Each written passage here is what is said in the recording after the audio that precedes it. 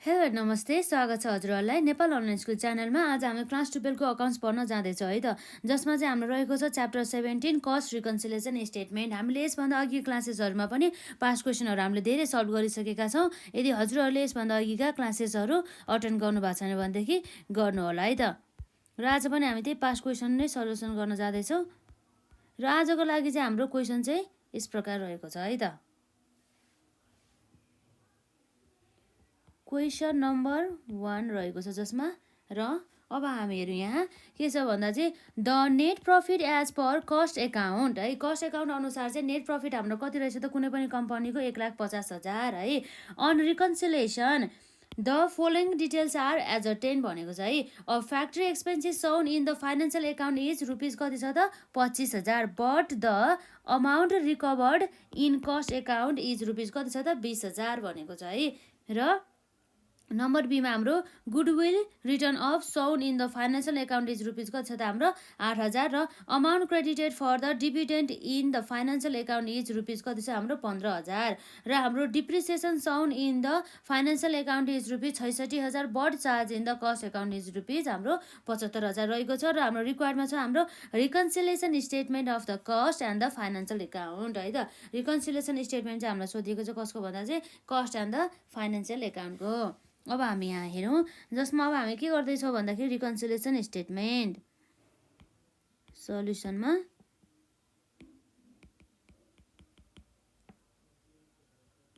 Reconciliation statement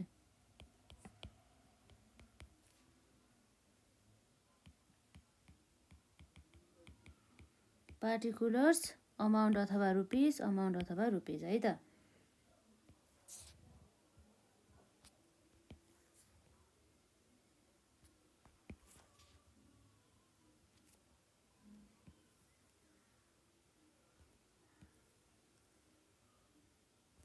र अब हामीलाई चाहिँ यहाँ के को दिएको छ भन्दा चाहिँ net profit as per the cost account. Cost एकाउन्टको बाट चाहिँ net profit as per the cost एकाउन्टबाट चाहिँ हामीले के निकाल्नु पर्ने भयो त, net profit as per financial account निकाल्नु पर्यो भने चाहिँ हाम्रो बेस के हो त भन्दा फाइनेन्सियल एकाउन्ट चाहिँ हाम्रो के भयो त भनेको हाम्रो बेस भयो भने चाहिँ हाम्रो बेस फाइनेन्सियल एकाउन्ट भइसकेपछि हाम्रो फाइनेन्सियल एकाउन्टमा चाहिँ जे गर्यो हामीले त्यही गर्नुपर्ने हुन्छ है त। अब हाम्रो यहाँ हेरौँ net profit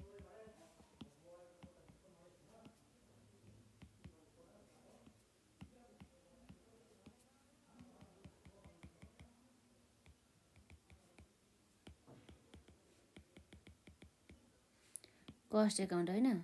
net profit as पर हाम्रो कस्ट एकाउन्ट कति छ त हेरौँ हामी यसमा।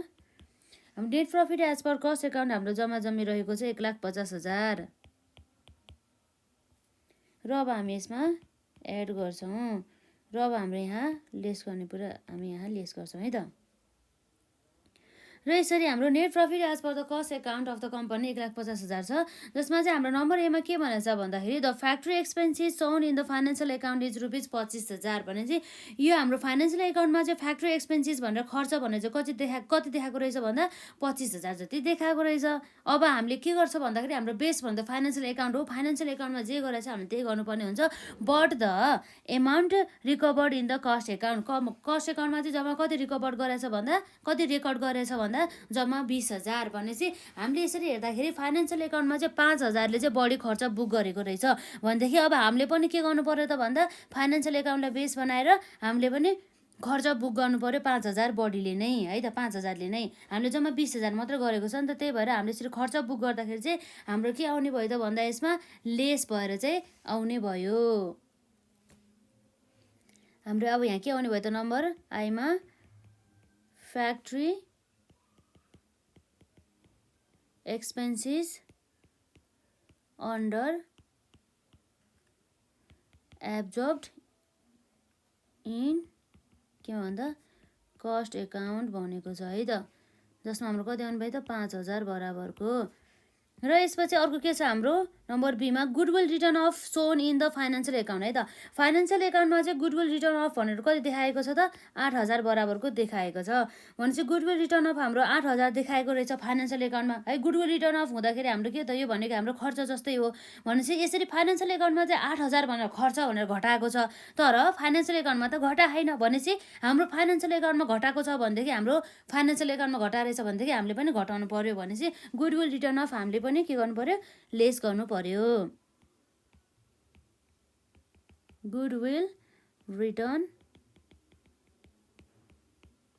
Return off not shown in cost account है त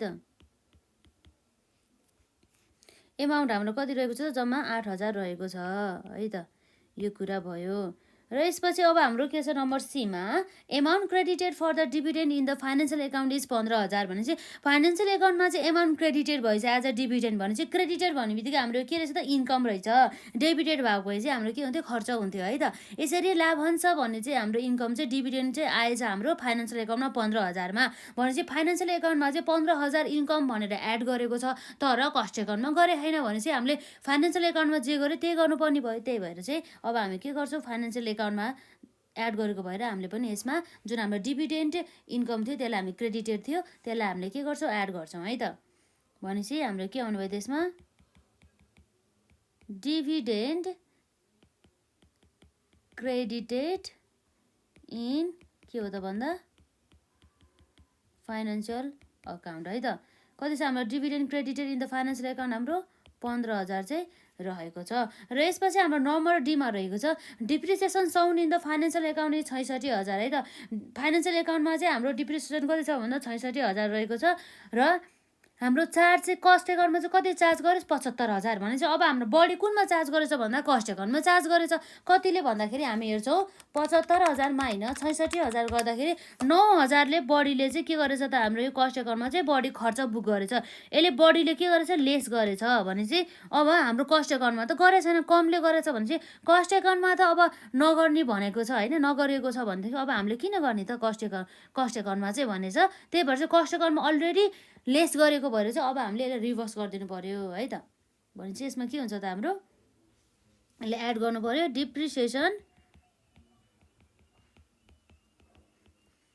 डिप्रिसिएसन ओभर चार्ज है त केमा भन्दा कस्ट एकाउन्टमा ओभर चार्जिङ कस्ट अकाउन्ट यसरी चाहिँ हाम्रो आयो कति बराबरले भन्दा 9,000 अमाउन्ट बराबरले यसरी चाहिँ हाम्रो आउने भयो है त यसरी 15,000 जुन हामीले प्रफिट 1,50,000 यता लेख्नुपर्ने थियो है 1,50,000 भनेपछि 15,000 प्लस 9,000 गर्दा हाम्रो जम्मा कति आयो त 24,000 बराबरको र यसरी हाम्रो 1,50,000 प्लस 24,000 गर्दा हाम्रो कति आउनुभयो त 1,74,000 बराबरको र लेसमा चाहिँ अब हामी हेर्छौँ 5,000 प्लस 8,000 गर्दा हाम्रो कति आउँछ त 13,000 बराबरको यसरी हाम्रो 1,74,000 माइनस हाम्रो 13,000 गर्दा हाम्रो जम्मा जम्मी कति आउने भयो त भन्दा 1,61,000 बराबरको चाहिँ आउने भयो यो भनेको हाम्रो के हो भन्दा नेट प्रफिट एज पर के हो त net profit as per financial account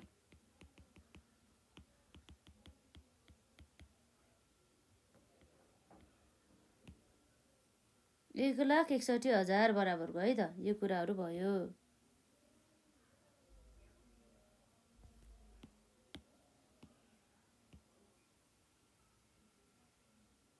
यसरी भयो है त यसरी चाहिँ 1,61,000 बराबरको चाहिँ हाम्रो नेट प्रफिट चाहिँ आयो रिकन्सिलिएसन स्टेटमेन्ट है त एज पर फाइनेन्सियल एकाउन्ट यस्तै हो हाम्रो क्वेसनहरू लगभग सोध्ने अब हामी अर्को क्वेसन पनि सल्भ गरौँ न त हाम्रो जुन एक्जाममा सोधेको आजको लागि हाम्रो रहेको चाहिँ क्वेसन नम्बर 2 जुन चाहिँ हाम्रो 2067 सालमा क्वेसन नम्बर 22मा चाहिँ सोधेको रहेछ है त र अब हामी हेरौँ on comparison cost and the financial account the following facts were disclose भने चाहिँ जुन हाम्रो कस्ट र फाइनेन्सियल एकाउन्टको चाहिँ प्रफिटहरूलाई चाहिँ कम्पेरिजन गर्दा चाहिँ यो कुराहरू चाहिँ हामीले डिस्क्लोज गर्यो है त भनेपछि interest on the investment receipt 3500 बराबरको र ओभरको overhead over charge in the cost account हाम्रो 5000 बराबरको र हाम्रो administrative overhead over charge in the financial account बराबर हाम्रो 2500 बराबरको र over valuation of the opening stock in the financial account is 2000 बराबरको र under valuation of the closing stock in the account is 3000 बराबरको र हामीलाई के को प्रफिट दिएर छ भन्दा net profit as per the cost account दिएको रहेछ है त।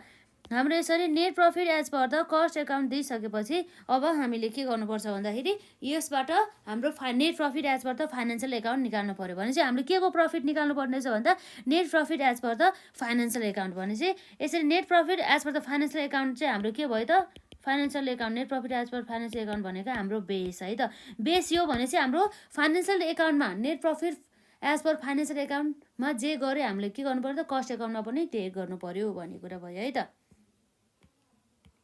सल्युसनमा हाम्रो के छ यसमा रिकन्सिलिएसन स्टेटमेन्ट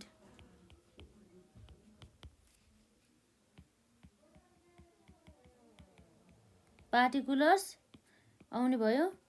त्यसपछि हाम्रो के छ यसमा रुपिज, त्यसपछि हाम्रो के आउनु भयो त रुपिज आउनु भयो है त। 3वटा कोलम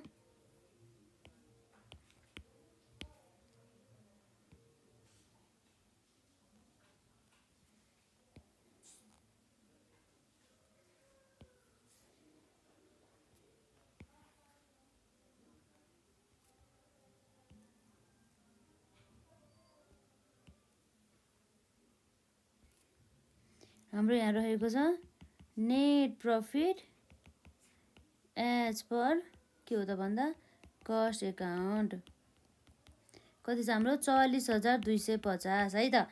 यसरी अब हामी यहाँ के गर्छौँ एड गर्ने कुरा हामी एड गर्छौँ र लेस गर्ने कुरा हामी यहाँ लेस गर्नुपर्ने हुन्छ है त। यो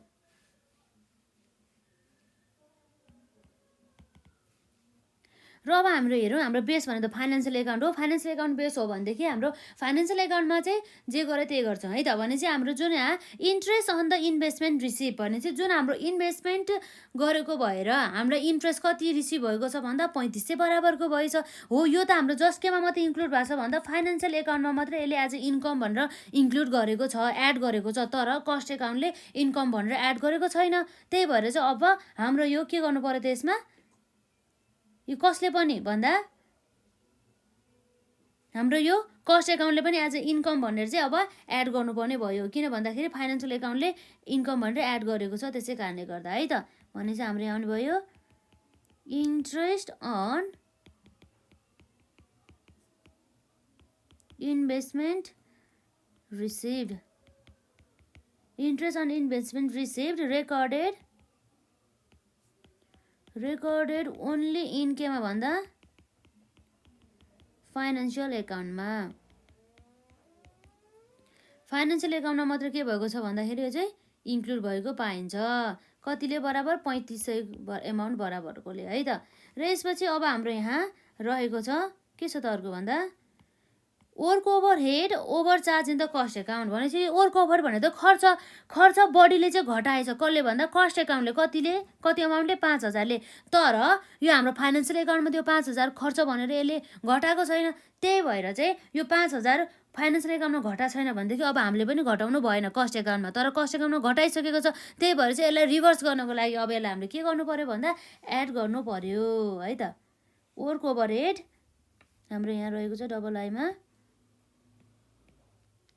work overhead over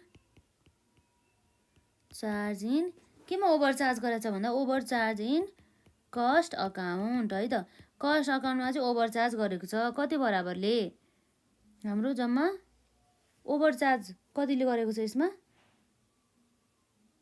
work overhead हाम्रो 5000 बराबरकोले है त। 5000 बराबरकोले है। यसपछि अब अर्को हाम्रो के छ भन्दा एडमिनिस्ट्रेटिभ ओभरहेड चाहिँ ओभर चार्ज गरेछ फाइनेन्सियल एकाउन्टमा। फाइनेन्सियल एकाउन्टमा बढीले 2500 बराबरको खर्च यसरी लेस गरेको छ भनेदेखि कस्ट एकाउन्टले पनि के गर्नुपर्ने भयो त 2500ले नै लेस गर्नुपर्ने भयो। भने चाहिँ अब हाम्रो लेसमा के आउँछ त administrative overhead overhead charge in केमा भन्दा चार्ज इन फाइनेन्सियल एकाउन्ट है। र यसपछि अब हाम्रो के छ त भन्दा over valuation of the opening stock in the financial account भनेपछि ओभर भ्यालुएसन भएछ है। हाम्रो ओपनिङ स्टक भनेको हाम्रो के हो त एक्सपेन्सेस मान्नु पर्यो र हाम्रो क्लोजिङ स्टक भनेको हाम्रो के हो त एउटालाई इन्कम मान्नु पर्यो है त। यसरी मान्दाखेरि यो ओपनिङ स्टक चाहिँ ओभर भ्यालुड गरेछ केमा फाइनेन्सियल एकाउन्टमा। यसको अर्थ के भयो भन्दा हाम्रो फाइनेन्सियल एकाउन्टमा त बढी खर्च बुक गरेछ कतिले 2000ले भनेपछि फाइनेन्सियल एकाउन्टमा 2000 बढी खर्च बुक गरेछ भनेदेखि हामीले पनि खर्च भनेर लेस गर्नु पर्यो है। भनेपछि अब हाम्रो के आउँछ त्यसमा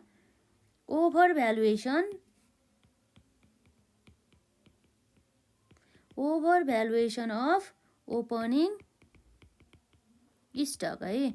opening stock in financial account भन्ने कुरा रहेको छ है त। यो अघि हामीले एडमिनिस्ट्रेटिभ ओभरहेड कति थियो यसमा 2500 हो कि कति हो हाम्रो 2500 हो है 2500 र हाम्रो ओपनिङ स्टक कति थियो ओभर भ्यालुएसन 2000ले गरेको थियो है त। यसरी आउने भयो। यसरी चाहिँ अब हाम्रो के छ त अर्को यहाँ under valuation of the closing stock in the cost account अर्थात् हाम्रो क्लोजिङ स्टक भनेको त इन्कम हो भनेपछि इन्कम चाहिँ हाम्रो कमले केमा चढायो त भन्दा कस्ट एकाउन्टमा चाहिँ चढाएको रहेछ। तर हाम्रो फाइनेन्सियल एकाउन्टमा त 3000 त अलरेडी इन्क्लुड गरिसकेको छ भनेपछि अब फाइनेन्सियल एकाउन्टमा अलरेडी इन्क्लुड गरिसकेको छ भनेदेखि अब हामीले पनि त्यो अन्डर भ्यालुडलाई पनि हामीले इन्क्लुड गर्नु पर्यो कस्ट एकाउन्टमा एज ए इन्कम भनेर एड गर्नुपर्ने भयो है त। भनेपछि के भयो हाम्रो यसमा under valuation of closing stock in cost account भन्ने कुरा रहेको छ है त। कतिले भन्दा 3000ले। यसरी 3500 प्लस 5000 प्लस 3000 गर्दा हाम्रो कति आउनु भयो त 11500। यसरी हाम्रो 44250 प्लस 11500 गर्दा कति आउनु भयो त्यसमा 55750 आउने भयो है त। र अब यसमा लेसमा चाहिँ हाम्रो 2500 प्लस 2000 गर्दा कति आउनु भयो त 4500। यसरी 55750 माइनस 4500 गर्दा हाम्रो कति आउनु भयो त 51250 बराबरको चाहिँ हाम्रो के आउनु भयो त net profit as per financial account आउनु भयो है त। नेट प्रफिट एज पर के हो त भन्दा हाम्रो फाइनेन्सियल एकाउन्ट है त। यो भयो हाम्रो लगभग है त।